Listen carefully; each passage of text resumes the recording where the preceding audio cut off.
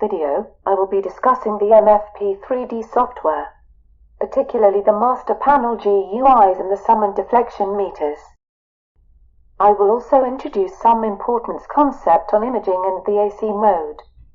First, let's look at the sum and deflection meter. The sum and deflection meter window are useful while completing alignment of the light source on the cantilever. The meter shows the real-time status of the critical optical detector parameters. The sum is the total amount of light collected by the photo detector in volts. This parameter is useful for telling how well the light source is aligned on the cantilever. As part of the calibration process, align the laser spot as described in the last video by moving it at the end of the cantilever. Once, at the end of the lever, maximize the sum voltage with the LDY thumb heel. Next is the deflection meter. We covered this topic in the previous video.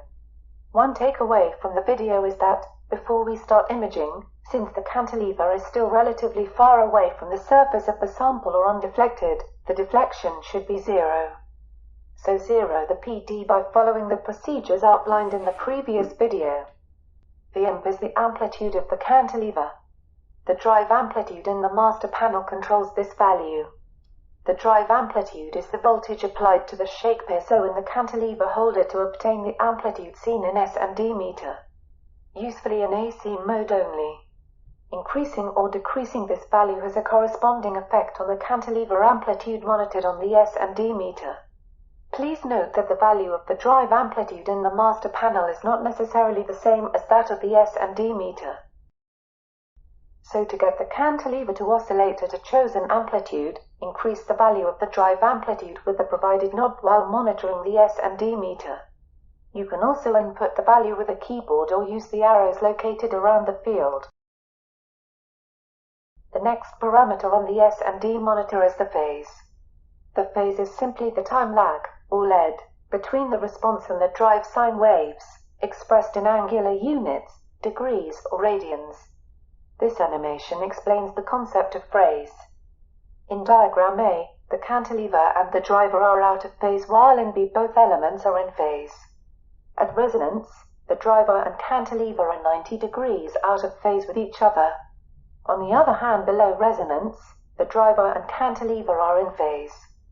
In the lens group, we usually oscillate the cantilever at resonance, so before imaging, we adjust this value in the S&D meters if necessary. To change this value, navigate to the Tune tab on the master panel and vary the phase lag value as appropriate. Next, we look at the master panel. We will just examine the relevant parameter for imaging and the AC mode.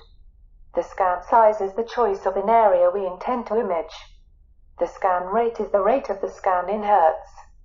This parameter is a more important factor than the scan speed when imaging. The scan speed is the speed that the cantilever tip is moving across the surface. So given the same scan rate, the scan speed increases when you are scanning a relatively large sample area.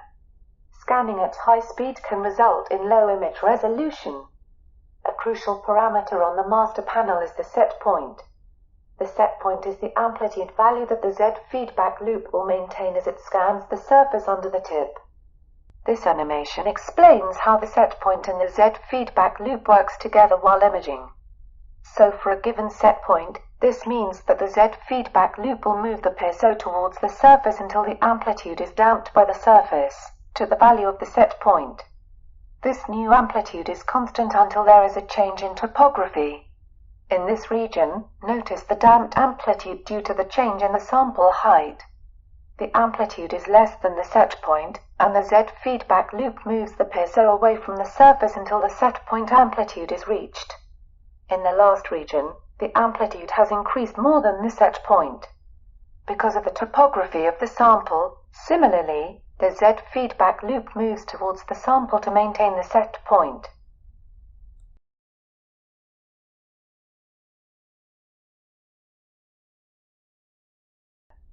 Another important parameter on the panel is the drive frequency.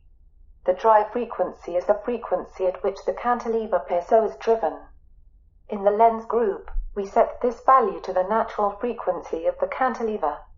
We calculate the natural frequency from the thermal test. I will demonstrate this procedure in the next video. In the next topic, I will conclude the calibration procedures and show you how to image in the AC mode.